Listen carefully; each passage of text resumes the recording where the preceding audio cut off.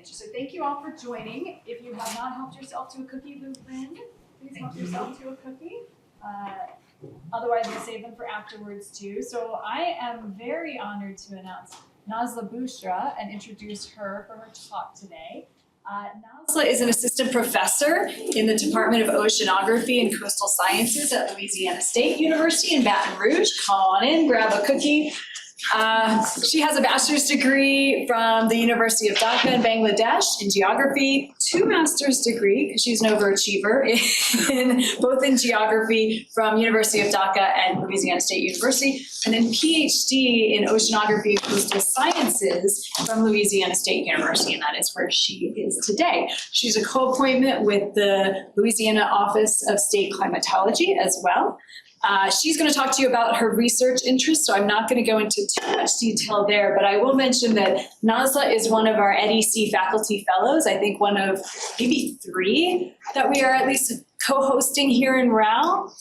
So that was a very competitive application call this year, so that speaks to Nazla's ideas and some of the things she wants to work on, so we're really excited to have her here. She will be here until the end of the month, until the end of July. We are now in July, so if you want to follow up with her, she will be around for months.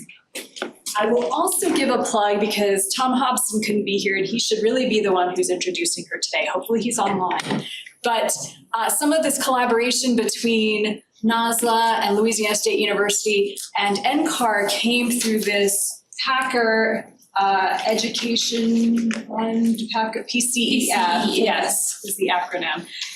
And that was that's open to all universities who are members of UCAR, and you can apply for funding to host workshops.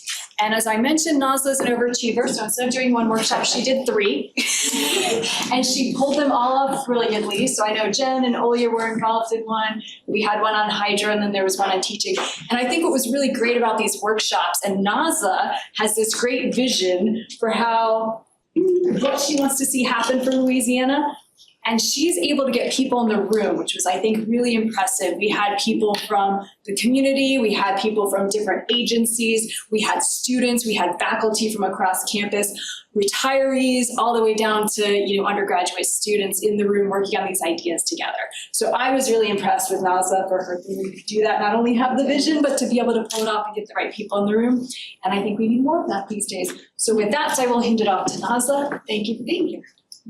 Thank you so much, Abby, for such a nice introduction. I am not certainly an overachiever. I try to do my best, what works for the people. And for a little bit about my research background, I am by training a climate scientist. I work with big data, recently AI, machine learning, and currently natural hazard risk assessment is my focus.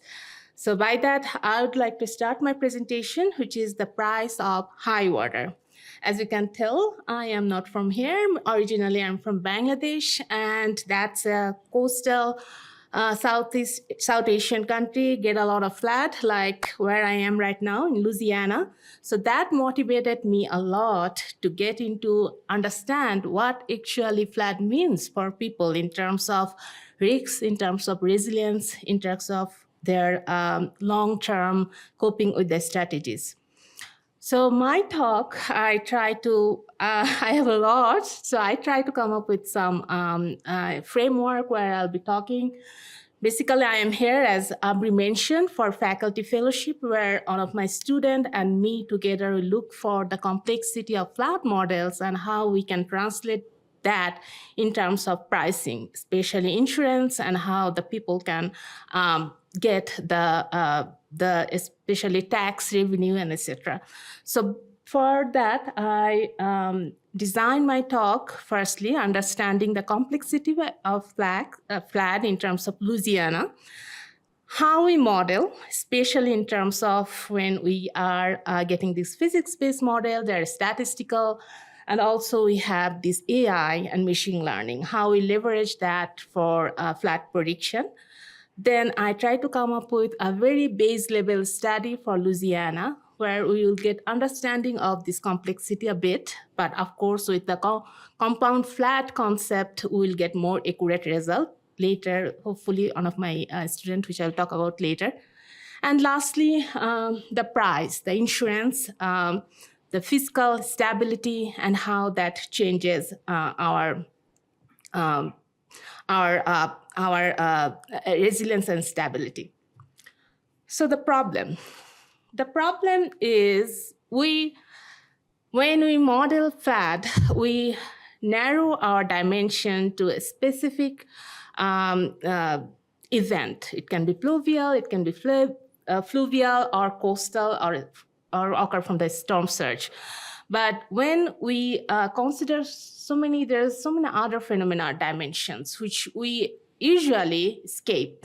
So by saying that, specifically if we look at Louisiana, so Louisiana is in a position not only vulnerable to a lot of physical parameters which can exaggerate the flood event, such as we have a very flat topography, and especially with the global warming, climate change, land subsidence, those can be more exaggerated in the coming future. And also, not only these global warming, but we have a lot of wetland and natural buffer which we are losing over the years. And in addition to that, we are also exposed to human phenomena. For example, we build our buildings mostly in high-risk floodplains. We try to recover after the disaster has happened, and especially our infrastructure hasn't been built considering what is coming next. So we are easily get exposed to all those flood. And of course, there's a lot of other phenomena like misaligned insurance and recovery incentives. Also, social and economic vulnerability is high in Louisiana too. So all that consideration, I'd like to say, the question basically is, what does a coastal flood really cost? And are we pricing it accordingly? So first part of the question, I would like you to focus that it mostly emphasize on the physical modeling or the model part, what we do, right?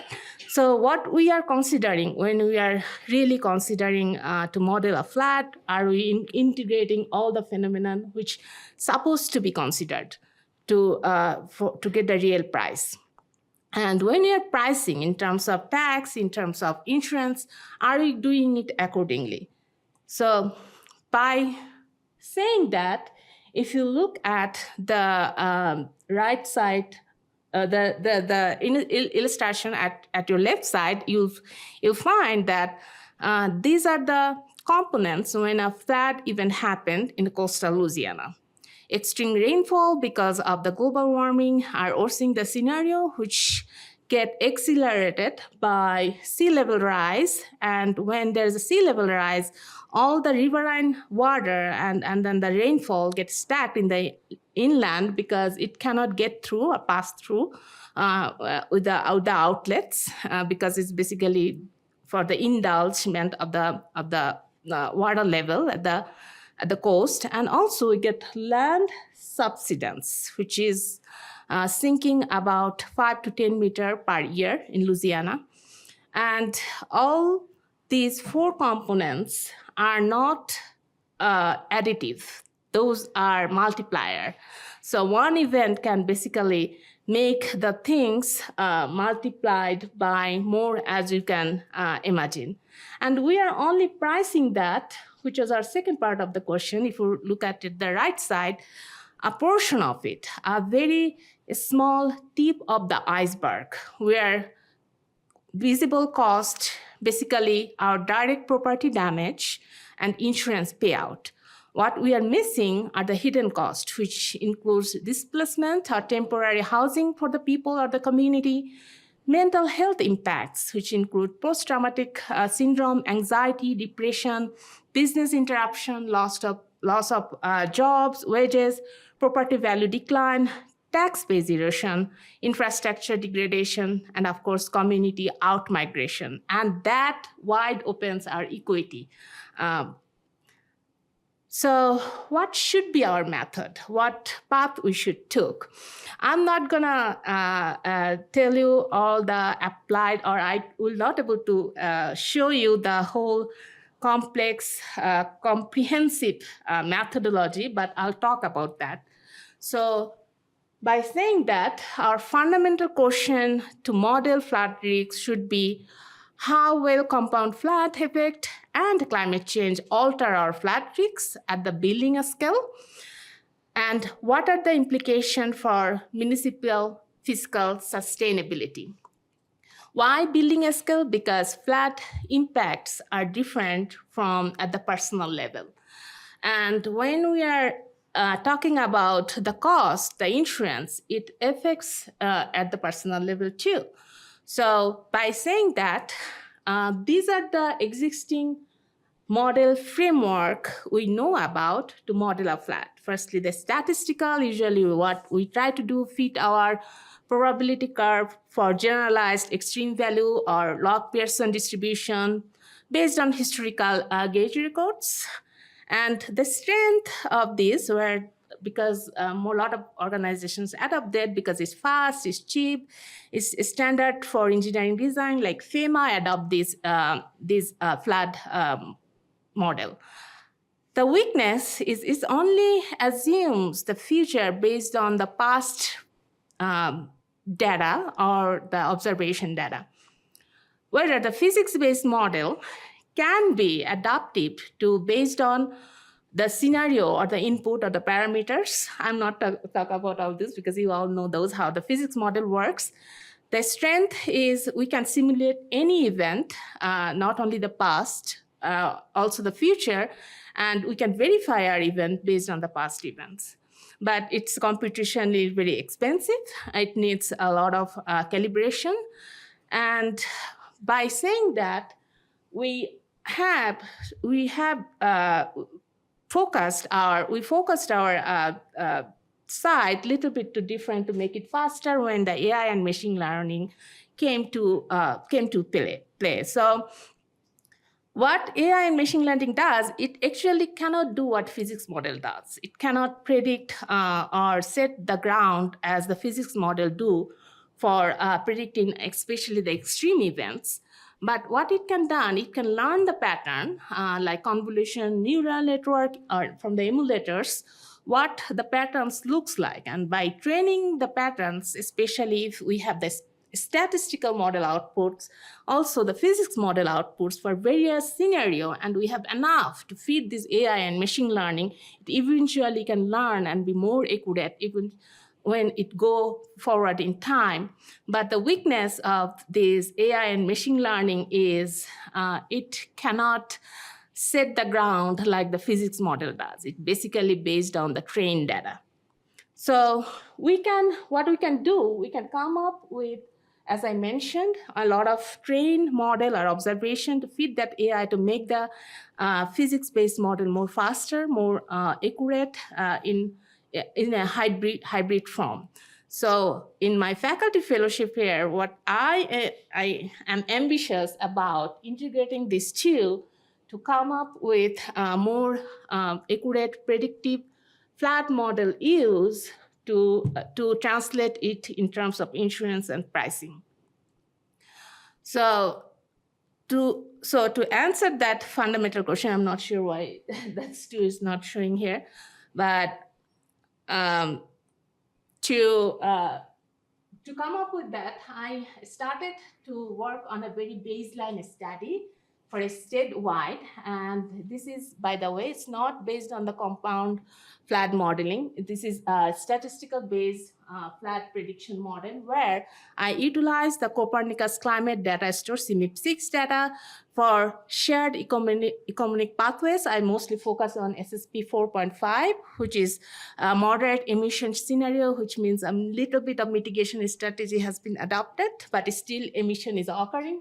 And also try to have a scenario comparison with SSP 8.5, which is a high emission scenario, which means we do not take any mitigations. I try to do that simulations for the Fathom data, which is come as dependent and undependent form. Dependent means we assume that all the levees and infrastructures are functional as it is for 100-year flood event.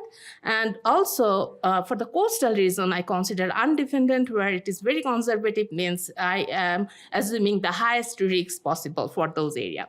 Also for the 1 in 100-year event.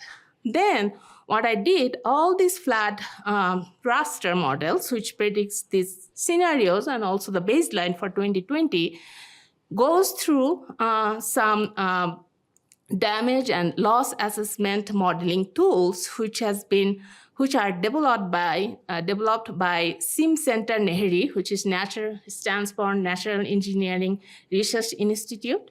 So they developed this RAL++, which is an AI-powered building inventory generation. Basically, what it does from different sources like OpenStreetMap, Microsoft FEMA, or National Structure Inventory, they captured all those open source building information and try to combine those, give you a set of data where each building has 12 plus attributes, including their characteristics, their base height, etc., and ran that inventory for estimating the flood damage with using another set of tools, which is called R2D, Regional Resilience Determination, and Pelican, which is Probabilistic Damage and Loss Assessment Engine. So this is the workflow. I'm not gonna go details. So those are the parameters, as you can see over here. Basically ran to estimate the damage and loss for each of the buildings for each of those estimations.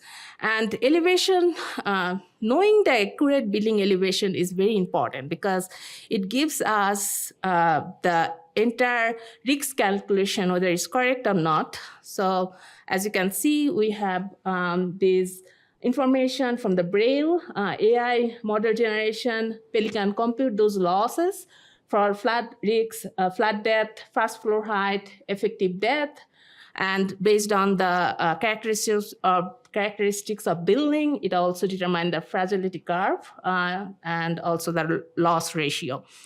R2D is basically a framework where it adopts this RAL and Pelican to calculate it in terms of money. This is just a framework. If I adopt the compound flooding, it will run the same framework to estimate the loss and damage, but there will be more accurate because we are using this hybrid and the physics-based model. So what are the results look like? So let's talk about our baseline first, so we can compare our future flood scenarios. So as you can see in this map is showing the damage states at the building level. So all those color ramps starting from yellow shade, which indicates the slight damage, basically 0 to 10%, and the dark red shade or maroon showing the complete damage, which is basically 70 to 100% of damage of the building estate. So for baseline, we found that 3.3% of building has been flooded, which is about 65,000 buildings, around 65,000 buildings in Louisiana inventory, which caused about 7.4 billion of economic losses per 100-year event. And our tax-based erosion was 0.44%, which is about 66 million per year.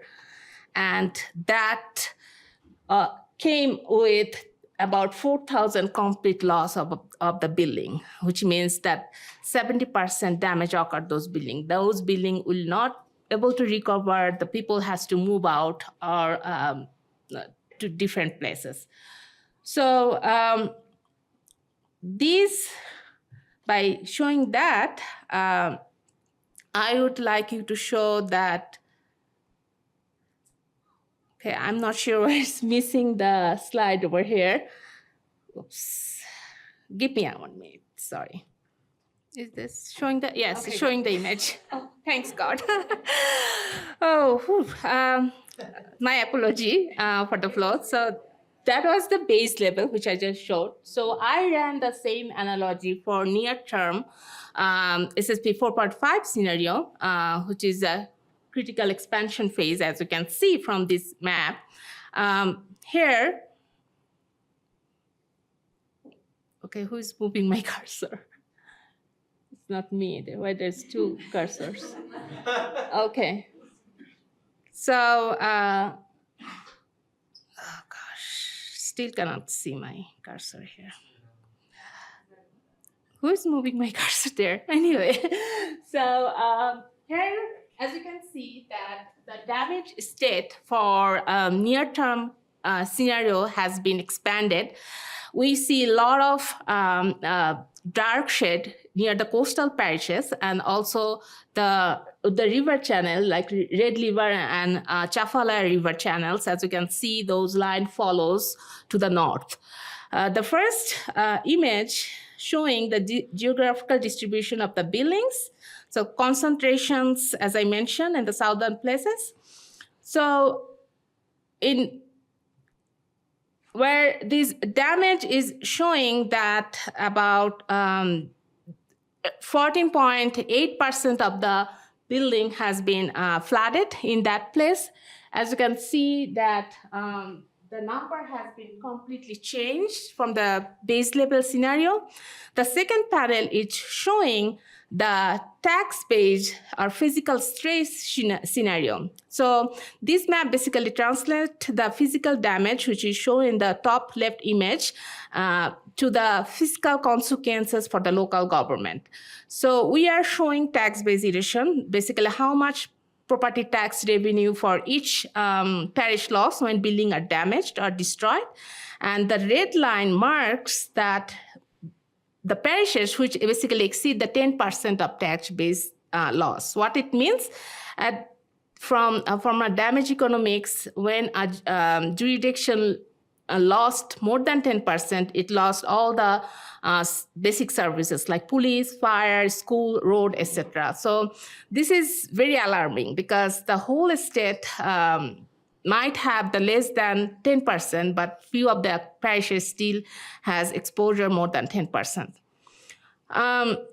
The panel C is showing the total flooded buildings, what is the distribution across the damaged state. So as you can see that the single family houses are dominating this distribution of damage statistics. As you can see, they are more than 50%. And that basically means a cosmetic repair can fix those damages. People can still live there. But they're alarming that the complete damage percentage is 13.7%. And also there is an extension of damage, extensive damage, which is percentile is 23.8%. So those are the damage which are mostly not recoverable. Mostly, this is not recoverable at all, while the extensive is somehow require a lot of input or money to fix it. The moderate percentage is 12.2%, which basically showing that whether it can be goes to the complete destruction or can be recoverable. The fourth panel is showing in terms of economic losses by building type, and as well as our inventory is dominated by single family. So this has been dominating our losses too, from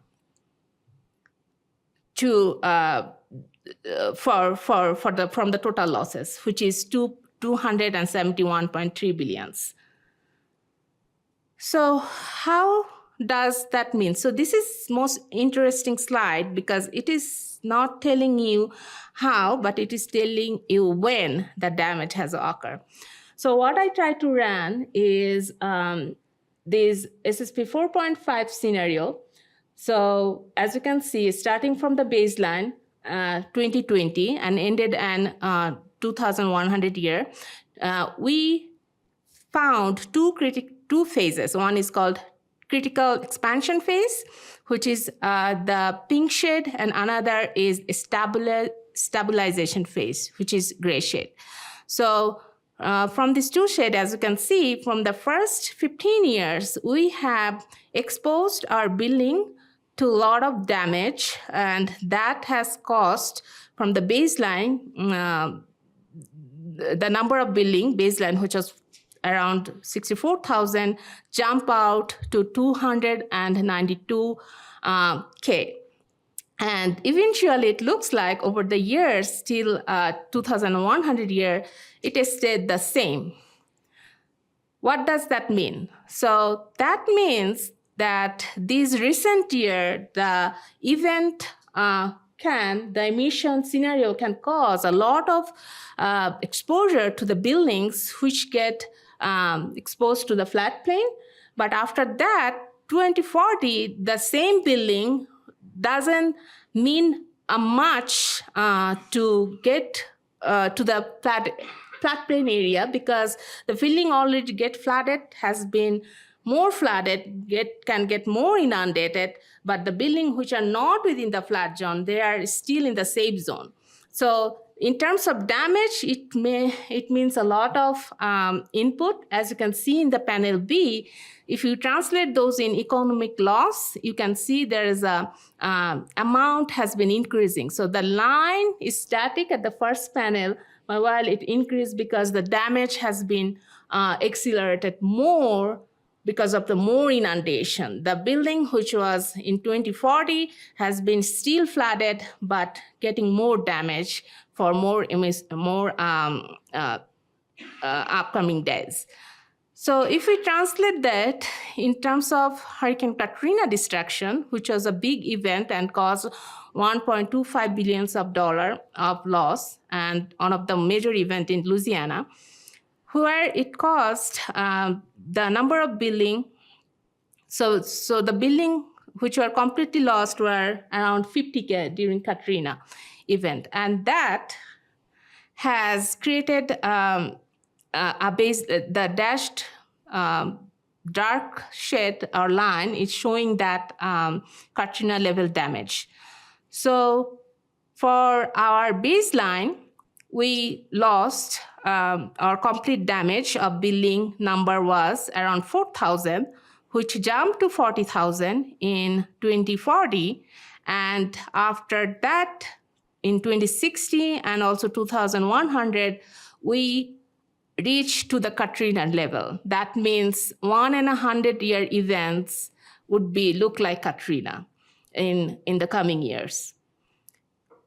So if we translate that in terms of municipal fiscal sustainability, as you can see that 10% municipal collapse threshold has been shown over here with the red line.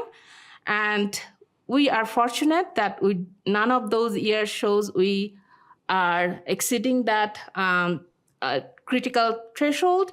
But as I showed you in the previous slide, that some of the parishes exceed that 10% threshold level. So that is something different for those parishes. Even overall for the whole state, we stay beyond that line.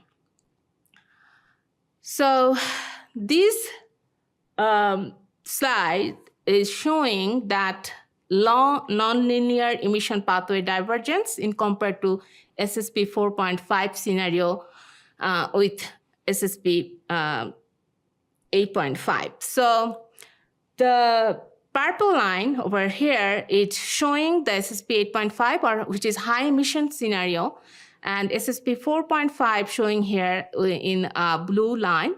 So as you can see, that economic loss for 100-year event were almost the same till 2040 for both these of these scenario. But in 2040, we saw that 4.5 scenario cost about $271 billion of losses, whereas SSP 8.5 is around $303 billion of losses. And in 2060, the gap between these two emission losses for these two emission scenario is a little bit narrow, and it again expanded in 2100. So I called it U divergence or U shape pattern.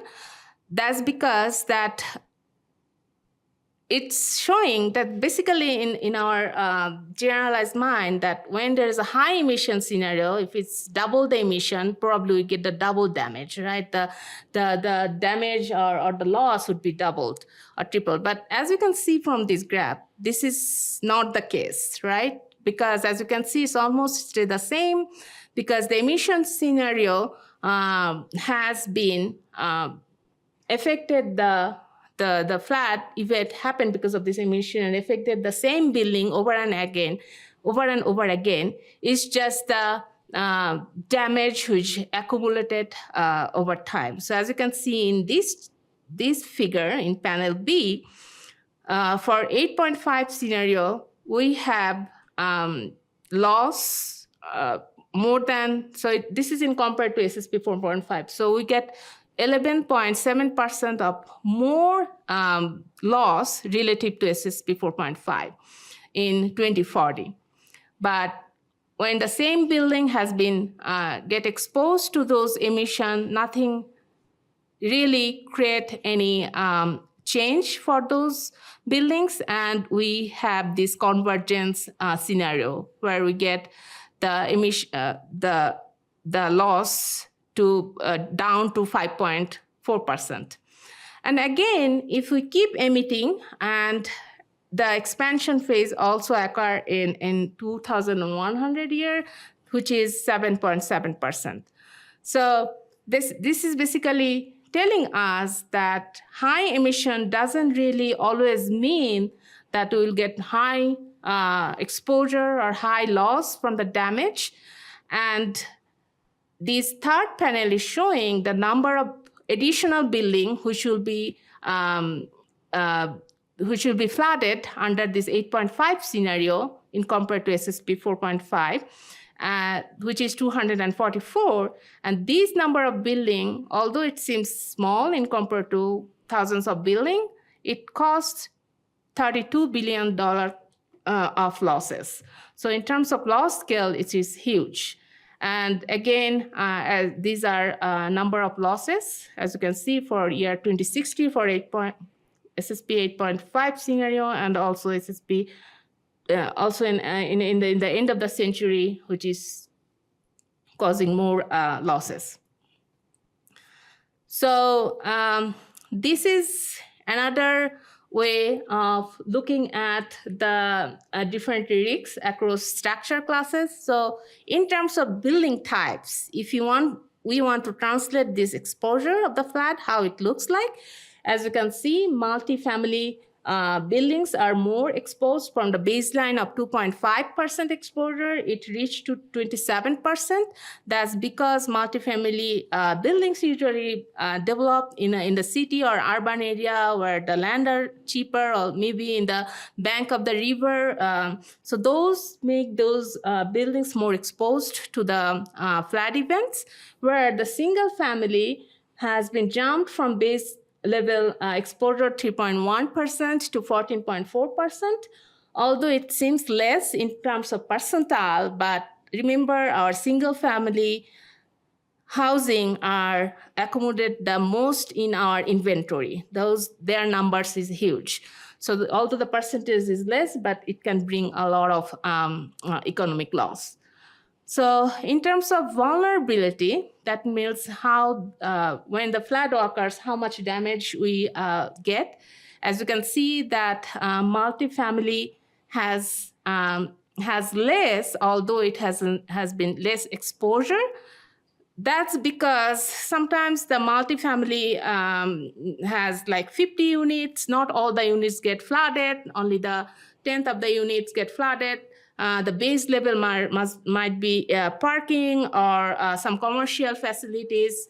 Sometimes the multifamily has the flood impact, but is still inhabitable. So those create the vulnerability level low for the multifamily. And also for the commercial, or as you can see, they remain same because they are in a very more resilient land resilience infrastructure and the land. So these maps are basically showing the different scenarios, and at the first glance you might find, oh, they all look same, although there are different scenarios starting from SSP 4.5 for different years. One thing I'd like to tell you that if you look closely, the gradient of the color changes for the maps, which means that the same area with the same building, which get flooded 1.0 meter in, I'm just making this up, in 2040, might get 1.5 meter of flooded for the base level in 2100 in SSP 4.5. Basically, more water inundate that. So more inundation means more damage. So these are our 5 findings for this base level study, which means over the years in 2040, starting from our base level, we'll see that our economic loss has been surged 37-fold. There are some parishes which will face 10% of fiscal collapse for the tax base. We found for different emission scenario, SSP 4.5 to SSP 8.5, although the emission level has been different, and we found it doesn't really translate that we get more damage. So basically there is a non-linear emission gap, and we'll have more Katrina scale event in the coming years, which will become that 1 in 100-year event for us. And after mid-century, we will need to have this loss which will outpace the extent. So what we need to decide within these next 10 or 15 years, because that will determine which way we'll go in future for Louisiana. So this is our discussion for the price. So what the real price means. So this is where this science is become meaningful in terms of homeowners' premium, parish budget, state mitigation strategy. So to show you the price gap, I have this preliminary study where it shows what we price for today's 1 in 100-year event. It looks like this. So, but if we accommodate all those compound events, remember there's two scenarios. One is for the current flood, we are not considering the compound events. Also, for the future, we are not considering those compound events accelerated by the climate change event. So those are the things would be added. And as you can see that there is still 75% of things we are not unpriced. Remember that iceberg diagram I show you, which are at the bottom, those are not considered. So if you add those, you will get the full scenario of the pricing for flood depth. Similar for annual flood probability, we do not consider subsidence, sea level rise for the pricing, or our expected annual loss, which in terms of building price and replacement price, which is basically on an average for Louisiana buildings are 2,400. But if we consider all the risks, it can bump up to ranging from 8,500 to 14,000, which is 3 to 6% of the current price. So by saying that, and of course there's other issues like mental distress, social vulnerability, which we are not able to price in our index too. So what does that mean in the current Louisiana's insurance reality? So we have a national flood insurance plan, which claims about 20.7 billion since 1978. And we have repetition of flood insurance for the same building over and again, which is the highest in the country. our premium jumps in 2023 alone, 200 to 34% after we applied risk rating 2.0, which is a new famous risk rating scenario for flood insurance, which basically considered more of an characteristic like how far your building is from the river levee, what are the construction material, which are not considered before. So that bumped up our flood insurance, and nearly 25% of households actually covered, and a lot has been dropped because of this risk rating 2.0. And there is 70,000 policies has been dropped, as you can see, over just last 2 years. So this risk rating 2, which might be more accurate for pricing, but without considering the compound flood effect, what it means for future climate change or equity, it's not actually doing the job. So people are, as you can see, the result is people being more uninsured. I try to find some, as I work for insurance company for a few years, and there's a lot of internal strategy and methodology we have found that insurance company adopts.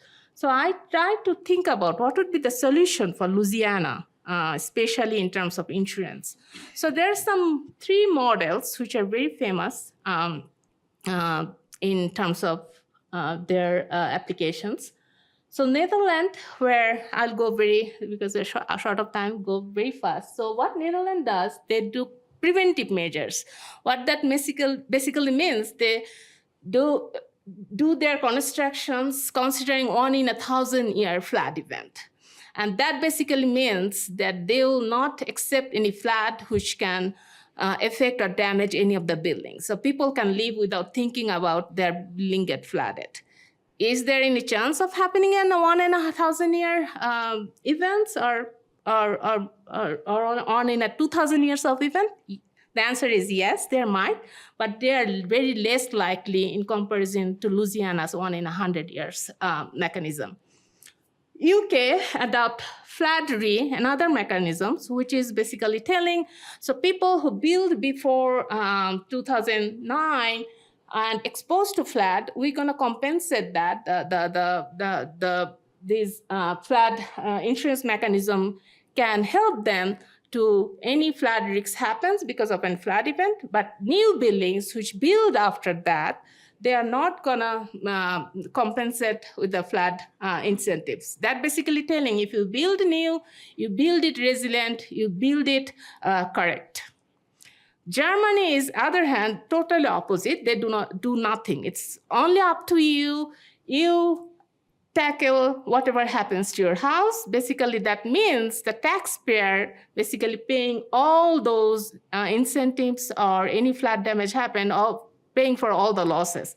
Where we are mostly heading, Louisiana not being adaptive or not being able to pay the flood insurance, and dropping out this number, the big number I showed you in the previous slide, that's basically where we are heading, that we are not considered within that buffer where we can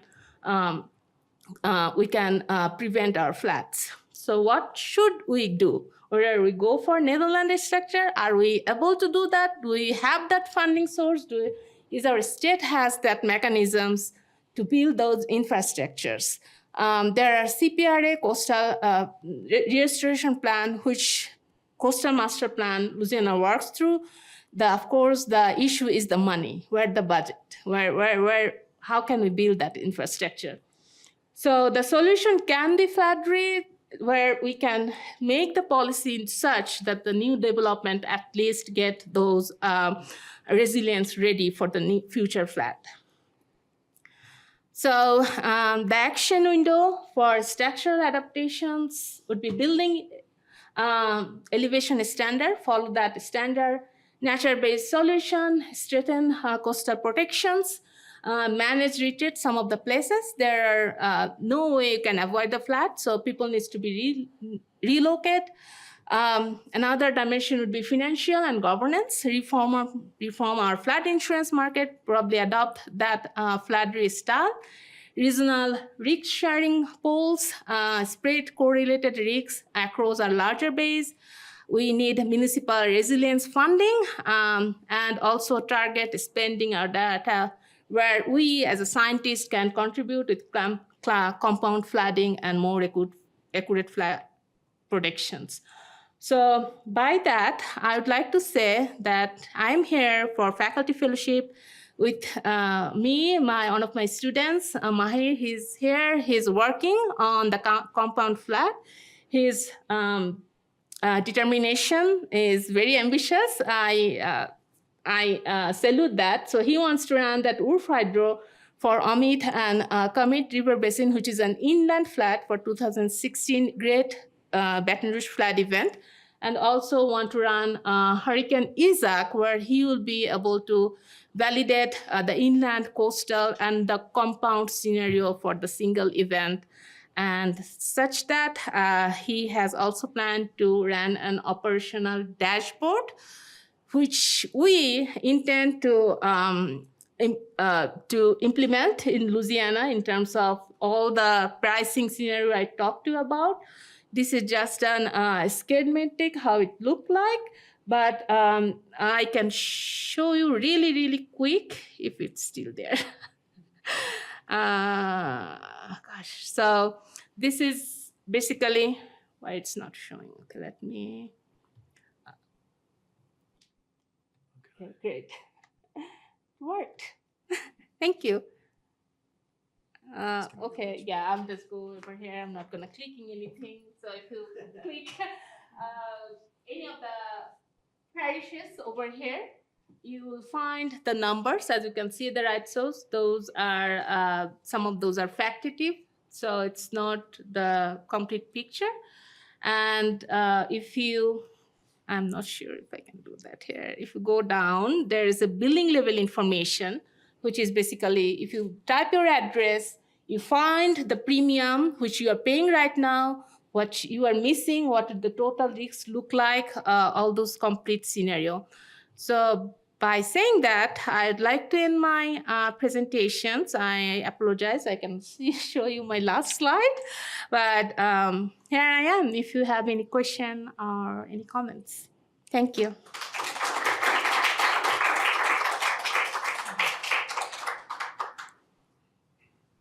And my apologies for all these technical difficulties. And we do, I don't know if, are you monitoring Slido, Chris? Okay. Should be all good. Okay. Do we have any questions in the room or online? Yes. Thank you for the talk. It was very enlightening and sobering. Act 4. I had a question on Act 3. You used a baseline of 2020, and that I recall is a year of pretty significant tropical cyclone activity, 2 major storms, at least maybe 3 or 4. And is that a major factor in the calculations? And also, given the uncertainty in the future with hurricane landfalls in the Atlantic Basin, do you have any comments on that? Yeah, sure. That's a great question. Yeah, the FATO model, which we considered a 2020 baseline, was the year where Louisiana experienced 3 flood events. And I would like to say that when you try to calculate the risk scenario, it's better to go more often not very conservative. It will help you, because what if there's a 2025 came in again in Louisiana, where we experienced like 5 or 8, I guess, around other years, hurricanes. So by saying that, I think that consideration is good in a way.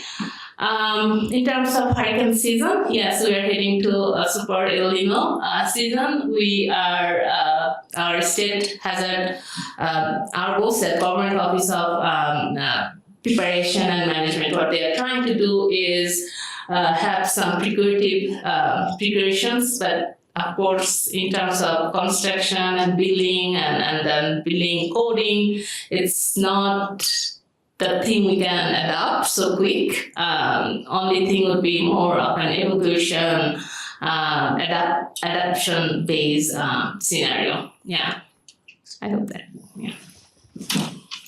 You could have thrown it. Thanks for the talk. I learned a lot. I was curious. I have some questions about like coastal protection. I'll save for later. But I was curious. When you introduced like the flood hazard models, you talked about like parts of it were defended and parts of it were undefended in terms of like coastal protection.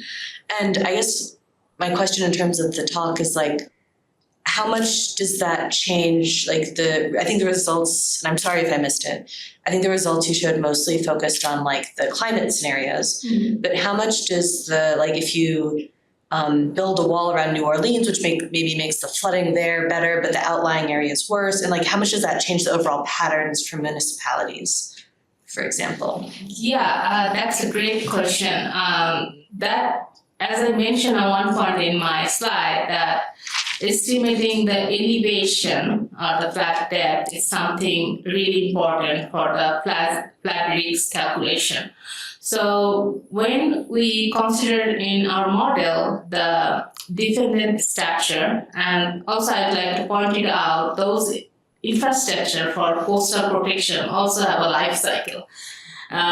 So when you consider those in your model, you have to make sure that your range of uncertainty or flexibility or your willingness of having the flood water included.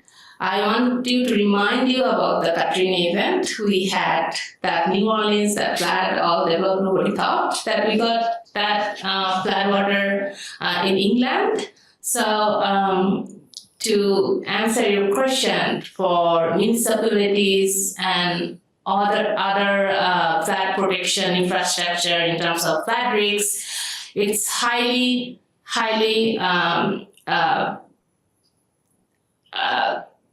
predictable that in future we might get Katrina, as you can see from the study, that 1 in 100 year Katrina become the 1 in 100 year event. So our current infrastructure might not work in those cases. Yeah.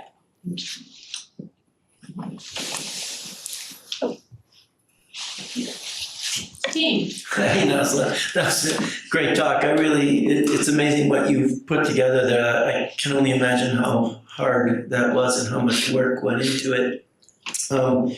Actually, a quick aside, you reminded me of a talk I saw at AMS probably 20 years ago. And it was some colleagues from the Severe Storms Laboratory in Norman, Oklahoma, and they tried to calculate the value of a human life. And the actual material value is a few dollars, but they looked at it from the standpoint of the loss potential, and they came up with a number. I think they were trying to justify new radars. But anyways, the question is, so you're looking at the compound risks due to water, which I think is typically far and away the greatest, most destructive force. But as the storms change and intensify, winds, tornadoes, things like that are also factors. So do you see, considering other aspects of compounding risks, factoring into this work in the future, or are you just staying focused on the water? Oh, that's a great question, Tim. This study where I came up with the prize, it's just a flat model ran for the hydrological models. It's a physics-based model. Fathom is the data output from the physics-based model.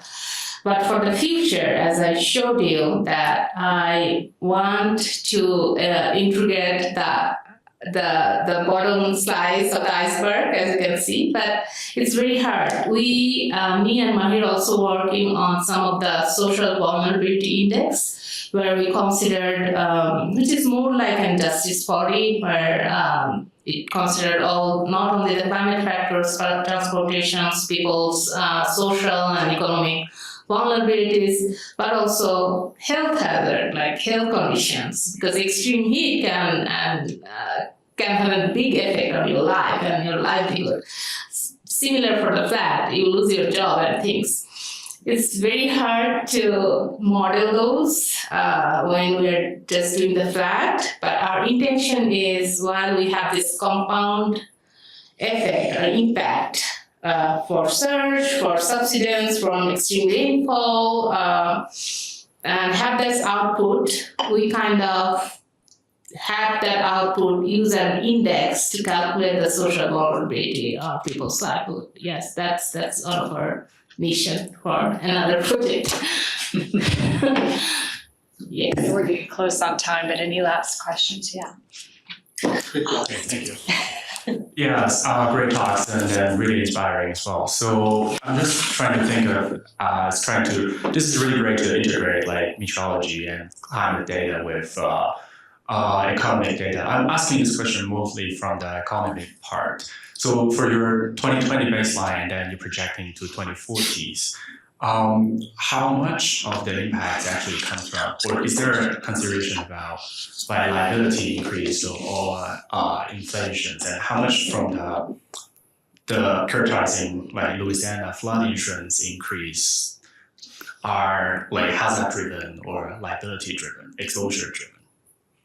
Yeah, that's a great question. I didn't perform any economic analysis, especially in terms of the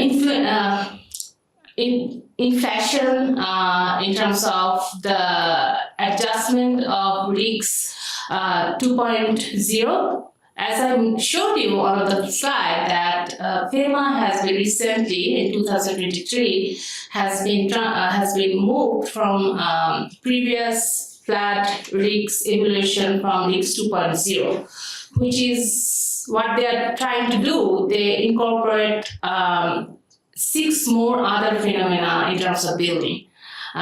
Basically, previously it was which flat plan your buildings are, and what is your building base height. That's all. But now they're considering is what are the construction material, how far you are from the river or levee, whether how frequent you get flooded over the past years, those kind of stuff. And that raised the insurance premium like a lot. So I don't have exactly the number, but when that increases, there is a substantial amount of people dropped out because they cannot afford anymore. So in terms of liability, in terms of the scenario at 2040, as I showed you that Netherlands, that UK, Flatbury, and also the German, we are kind of in a German framework right now. So we have to decide from this 2020, before 2040, what would be the mechanisms. We really do, and it needs to be fast forward to look the vision you were talking about. Yeah. Thank you. Thank you. Thank you. So I think we might have to call it here, and I see Tom has a question online, and sorry we didn't get to you, Tom, but we will see you, Tom, regularly, so maybe Nazla can address that question afterwards. So I wanted to thank Nazla for the great talk. Thank you all for joining. Please grab a cookie on your way out, and I hope to keep the discussions going. Please reach out to, I think, Nazla, we can get your email, or myself, if you want to meet up with Nazla sometime over the next, or her students, sometime over the next month while she's in town.